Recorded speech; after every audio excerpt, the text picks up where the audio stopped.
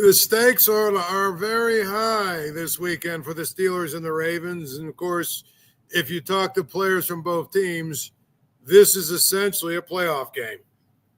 I'm Paul Zeise, of course. It's our daily live dose of Paul Zeise. And, of course, we talk all things Steelers. We talk all things Pittsburgh sports, and we try and get it all in. As always, you can leave comments. Like the videos, leave comments, all that kind of good stuff.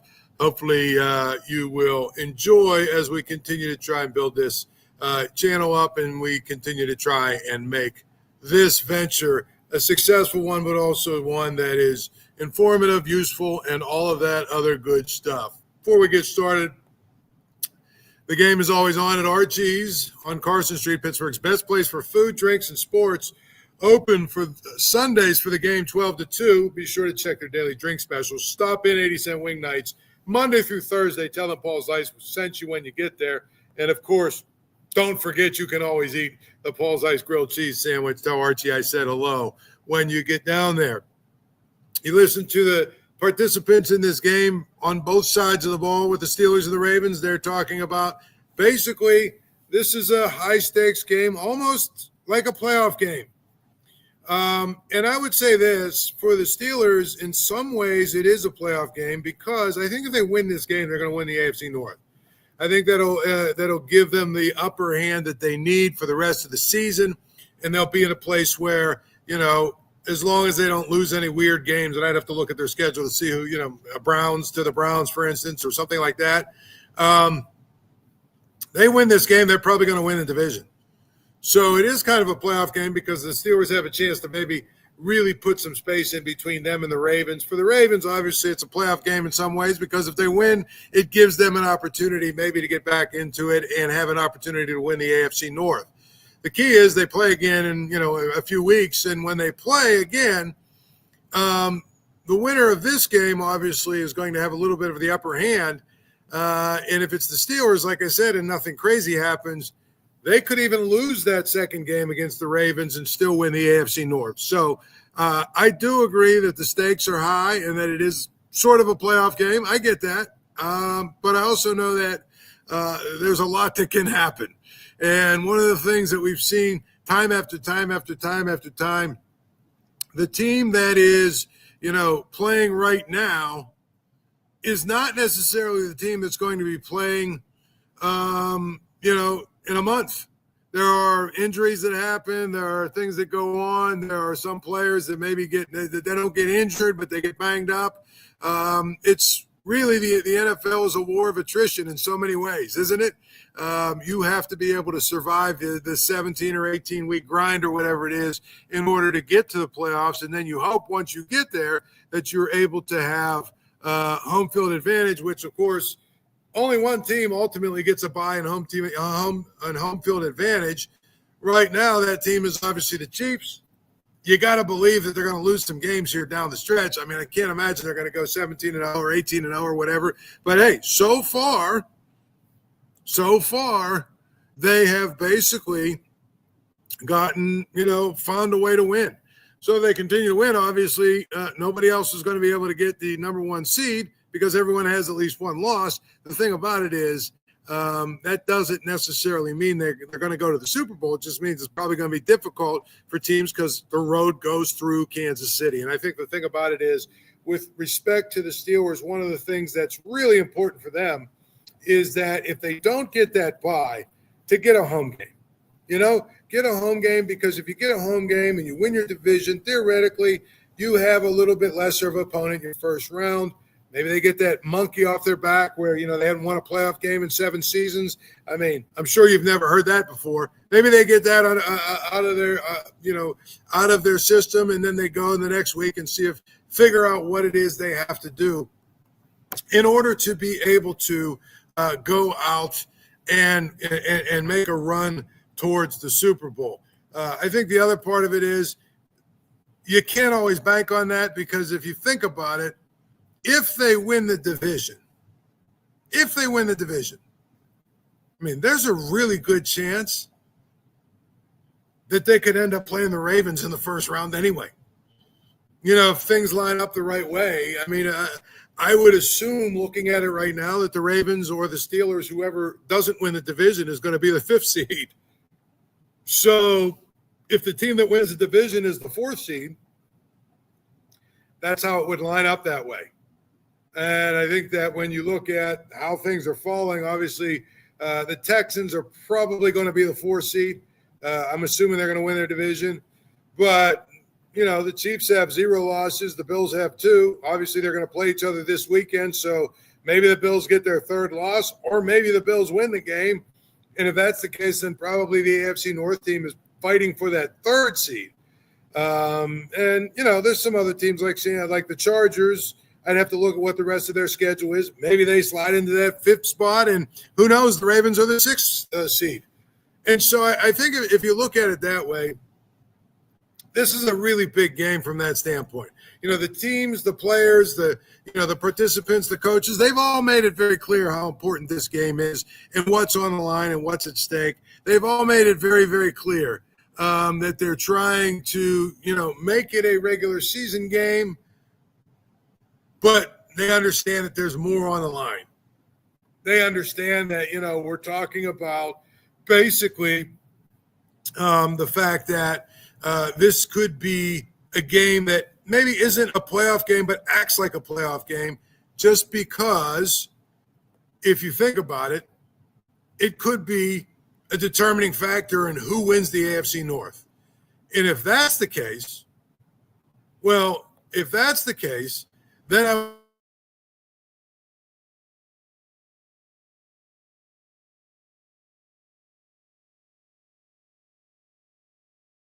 we died. There we are. Okay. We had a little issue there, but I think we got it resolved. I think that's if that's the case, then this is a playoff game because you have to win I think you have to win the division. If you're the Steelers, you have to win the division if you're going to make it to where you want to go. And so I feel like that's really what's at stake here is the division title. And if the division title, if you think about it, if the division title is at stake, then I think that really the hyperbole that we've heard all week is not necessarily all that out of line. Now, one of the things that I found really interesting is we talk about Lamar Jackson a lot as, maybe not the most refined passer that there is, maybe somebody that needs to get better at passing the football and better at being, accurate and on time, and, that he's more of a runner or a running back or whatever you want to say. But the reality is, and this is the most important thing, the reality is he's been a lot better as a passer than you think he has. I thought Jerry Dulac nailed it pretty good when he basically said that Lamar Jackson has 4 games where he's had a perfect passer rating. And that ties him with Ben Roethlisberger for the record all time.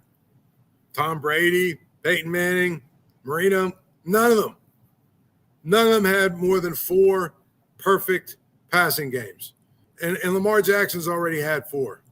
So I think that, it's probably time now, in many, many ways, it's time now to sort of give him some credit for what he's been and how good he's been.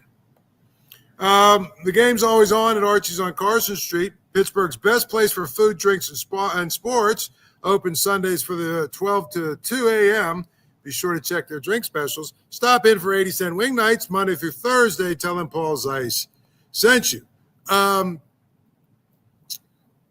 think Lamar Jackson is probably now become the ultimate weapon that they thought he was going to be when they drafted him. And I know that sounds strange, but he's a guy who is a much better passer probably than you give him credit for. And obviously what he does with his legs is very difficult to deal with. The run pass option, the RPOs and all that stuff. He now is a guy who, and of course it sounds strange saying it because he's won 2 MVPs, but I would have told you a couple of years ago, I don't know if he's the guy that can get them to the Super Bowl. I don't know if he's the guy that can get them over the top because he's not a good enough passer. He's not a consistent enough passer. But I can tell you this much right now. He's good enough. Their problem isn't their passing game anymore. Their problem really is their defense, as we've talked about all week. Their defense has been a sieve, especially against the pass. And so I feel like with Russell Wilson going, the Ravens better score points in this game because the Steelers are definitely going to score points.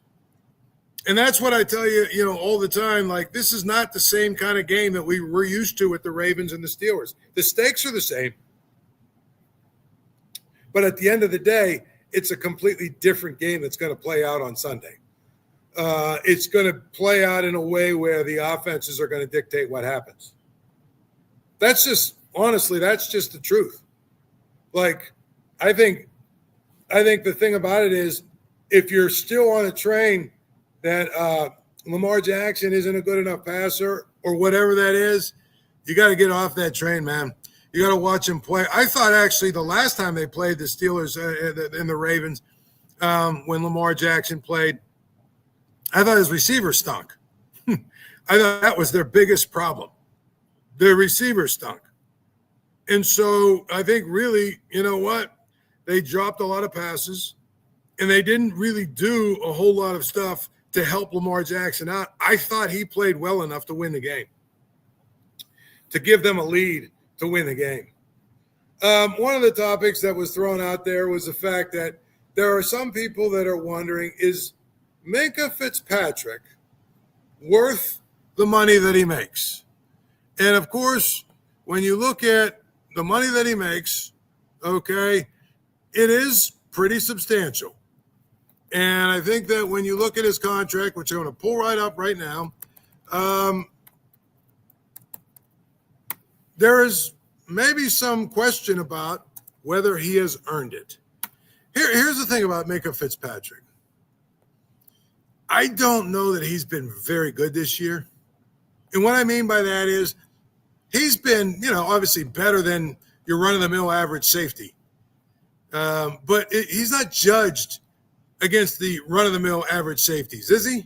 He's judged as an elite player because they've paid him like an elite player. His contract this year is $21 million against the cap. He's, let's see, I think he gets $20 million here. His deal is 4 years, $73 million. They've got 2 more years, a cap hit of $22 million and a cap hit of $24 million. I think if you look at it from that standpoint, no, he's probably not worth the money. The question is, has he played up to his contract? And the answer is no, he hasn't.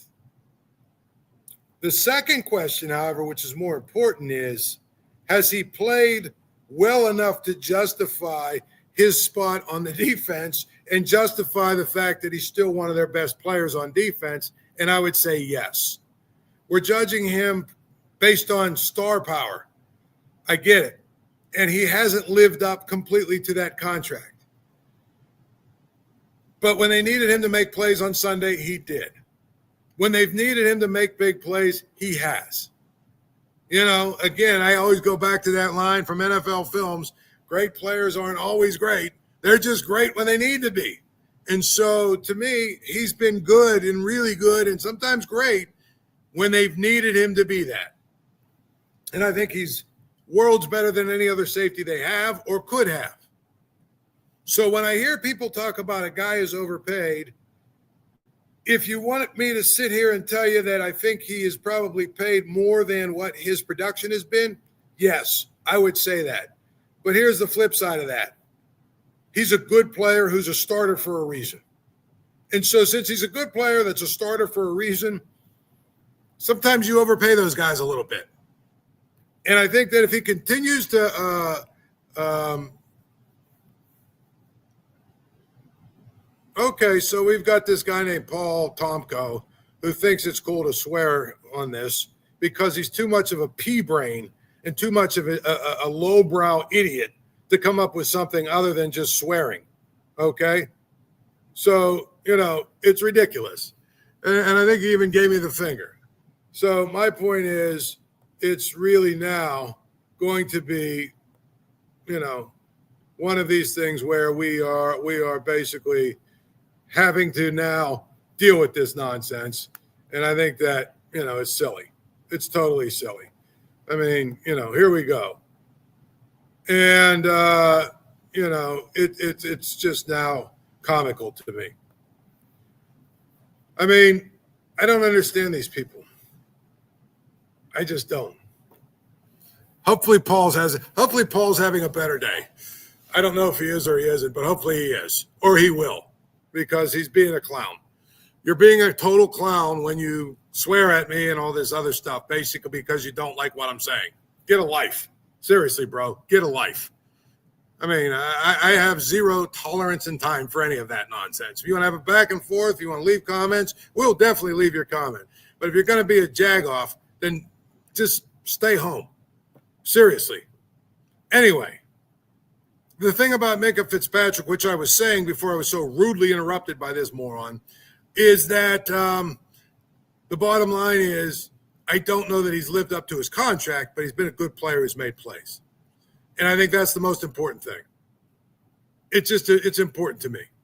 It's important to me to note that. This guy thinks I'm ripping on Minkah Fitzpatrick. I'm not. I'm simply saying that he hasn't lived up to his contract, but he's been good. And so when people are judging him, they're judging him in a way that they're basing it on his contract. And I think sometimes you can't do that. I think sometimes guys get overpaid a little bit because that's what the market is. And, that's the thing. And I feel like, I feel like I've had a breakthrough now. I know how to put the comments in. I didn't know how to put the comments in, but now I do. So good comments will get put in. Even comments that criticize me, as long as they're respectful. But this whole thing about, I'm ripping on him, I'm not. I'm just saying he's a good player, just like Joe here says. He's a good player and he fits the defense. And so if you're paying him, probably paying him like an elite player, he hasn't been an elite player. It doesn't matter if he fits what you need in that position. And that's the biggest thing. It's important to note that. It's important to understand that, when you build a team, you have to make decisions on which players you feel are really, really important to have and which players aren't. So I feel like that's where we're at with Minkah Fitzpatrick. I don't think he's overrated. I just think he's a guy that got paid probably a little bit more than his production would suggest he should get paid.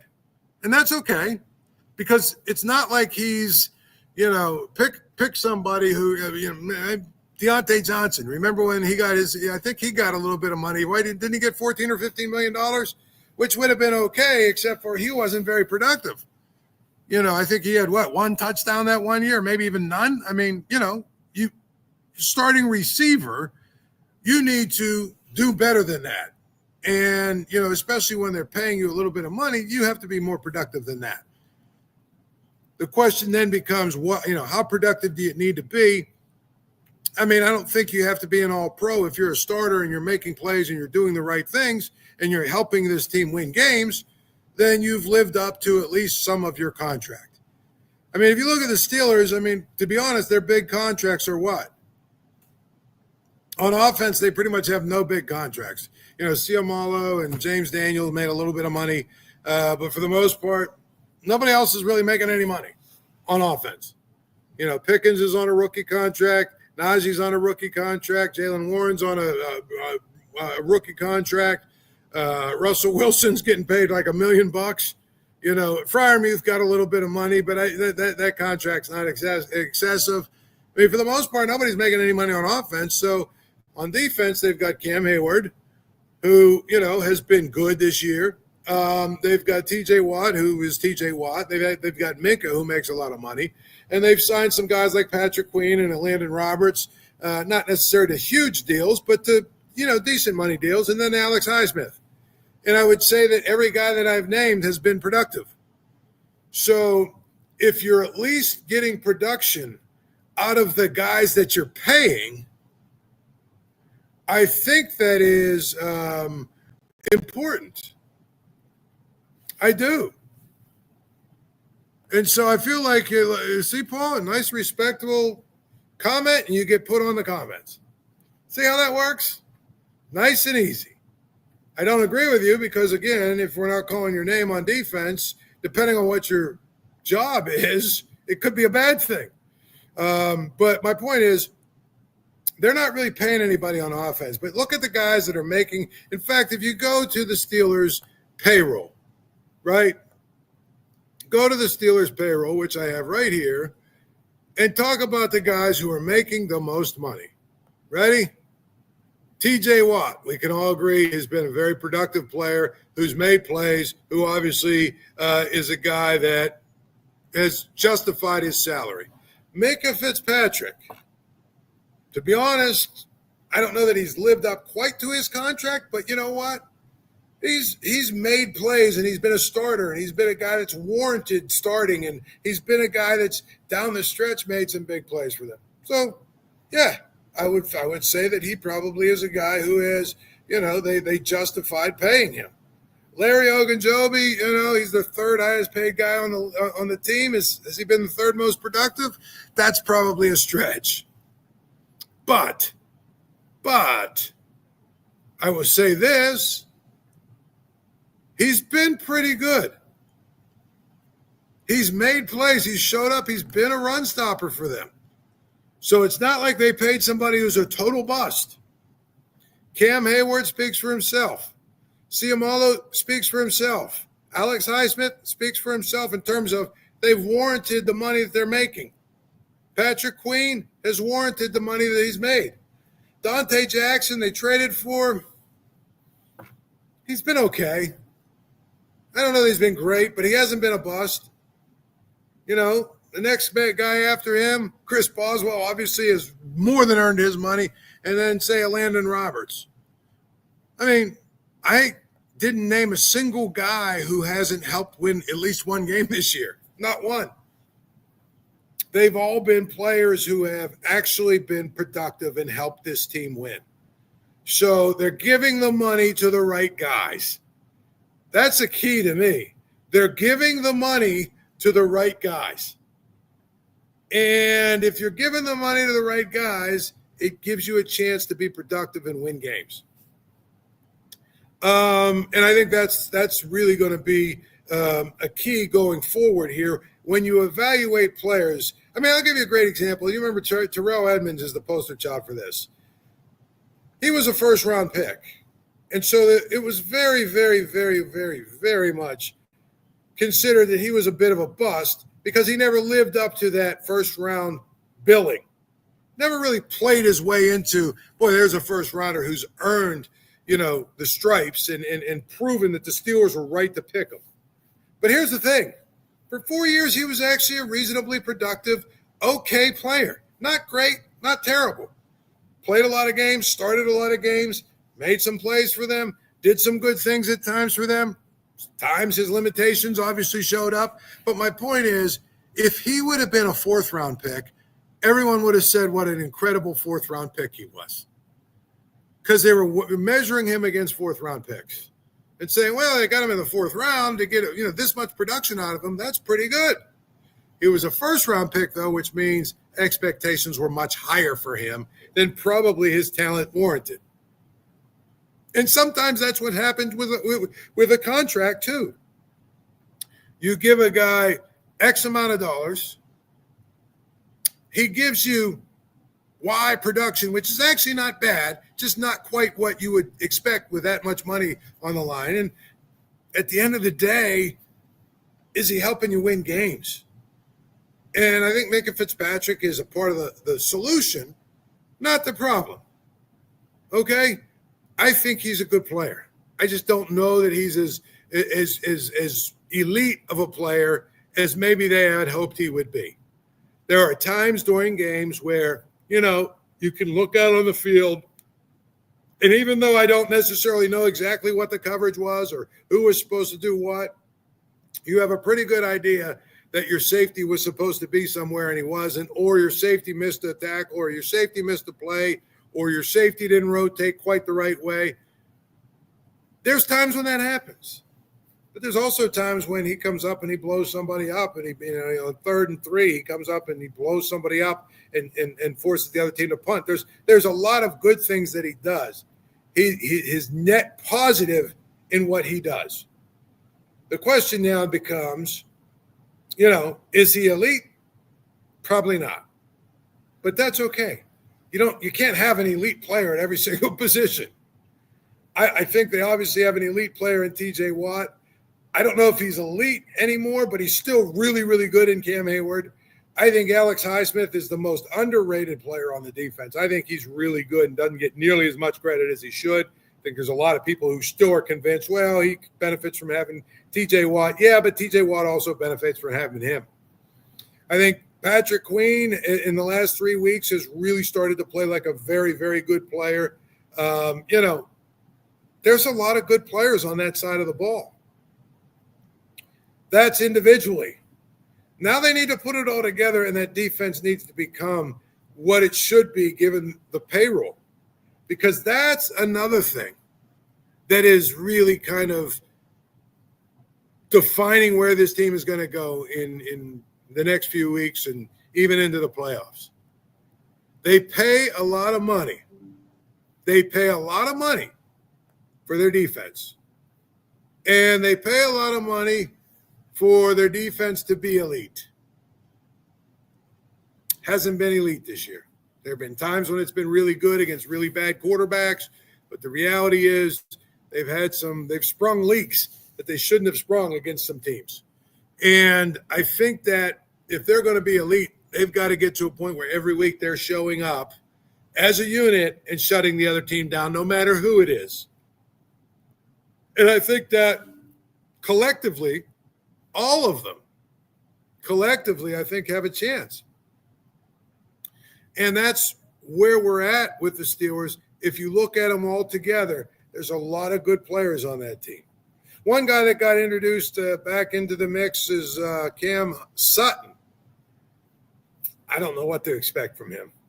I think he missed obviously 8 games, and he hasn't been around, and they haven't used him a lot. I think the Steelers coaches were happy to get him back, but he's another guy that just provides a little bit of depth for this team. When they get Highsmith back, right? When they get Herbig back, I think he's actually going to be back this week. They get some of these guys back healthy. Now, because you've added Preston Smith, because you've added Cam Sutton into the mix, now all of a sudden you've got some depth. So that's what leads me to believe that this defense should probably start to take off and really, really get to a point where it's going to be the defense that we thought it was going to be when they basically, signed all these guys or gave out these contracts and whatnot. I think that's going to be the key. Always going to be the key is when you have all these contracts on one side of the ball, what's it going to look like? So, to me, what I like about the Steelers and where they're at is that it feels like the best is ahead of them. It feels like the best of it is ahead of them because I think the defense can get better, and I think the offense is a work in progress that's gotten better every week. So, they're 7-2, and they haven't played their best yet. We've seen glimpses from the defense. We've seen glimpses from the offense. We haven't seen a game where both sides of the ball really put it all together against a good team. I don't care about what they did against the Giants. Who cares? I'm talking about against a good team.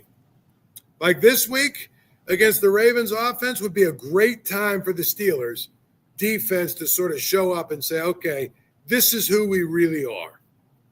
Because I think if they do that, then all of a sudden everyone around the AFC starts to say, whoa, the Steelers are for real.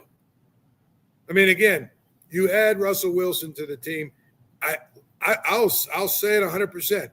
I had no idea what he had left in the tank.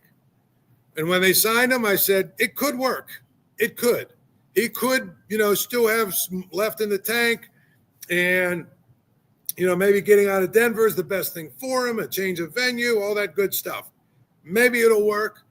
The flip side of it is maybe he's either cooked or he's just not that interested in playing football anymore.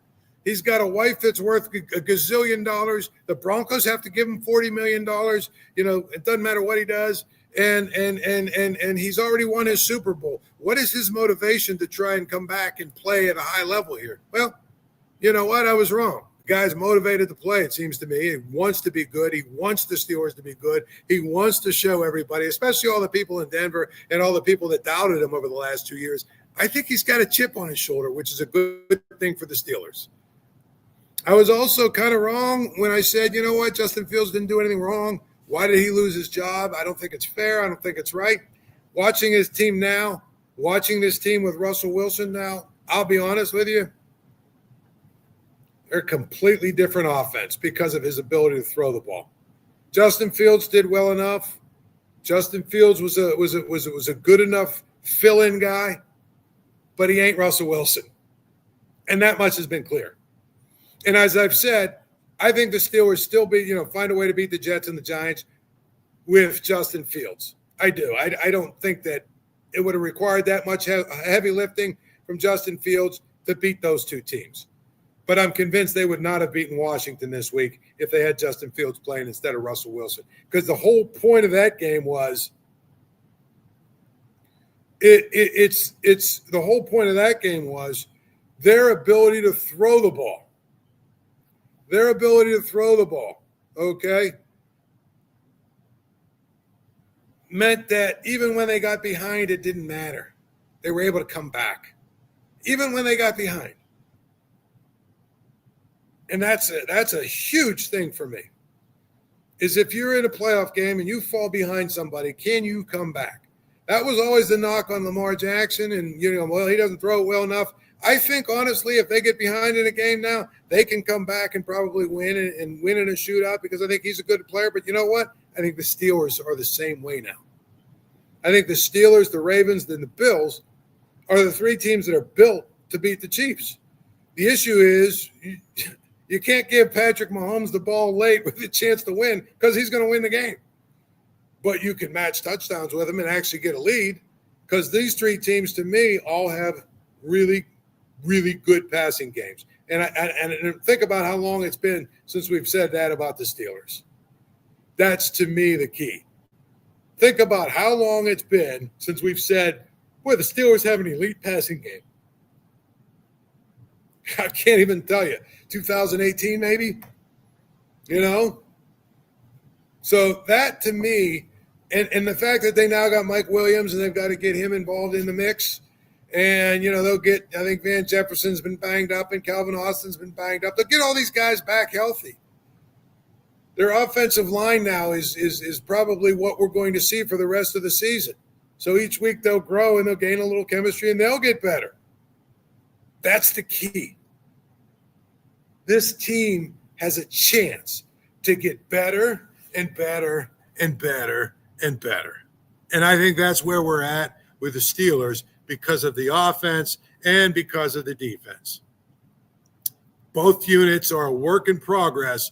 And if you're a work in progress, you have the opportunity to maybe grow and get yourself back into the playoff hunt, or, deeper into the playoffs than you've been for quite some time. And I think that's where we're at with that. So to me, the Steelers are in a place right now where they need to absolutely continue to build on what they've built on so far with Russell Wilson. I want to see more of the offense this week. I want to see more of the passing game this week. I want to see them be aggressive again this week, period. And continue to do that. And the defense, just go out and shut Lamar Jackson down. We'll do this again tomorrow night. I hope you had a good time. We have a lot of fun when we do it. Of course, just don't swear at me, because if you swear at me, you're gone. How about that? Anyway, have a good night. We'll talk to you tomorrow. Thank you for checking out this content from Post-Gazette Sports. If you watch this video on YouTube, please like the video and subscribe to our channel. For all of the sports coverage the Post-Gazette has to offer, visit post-gazette.com.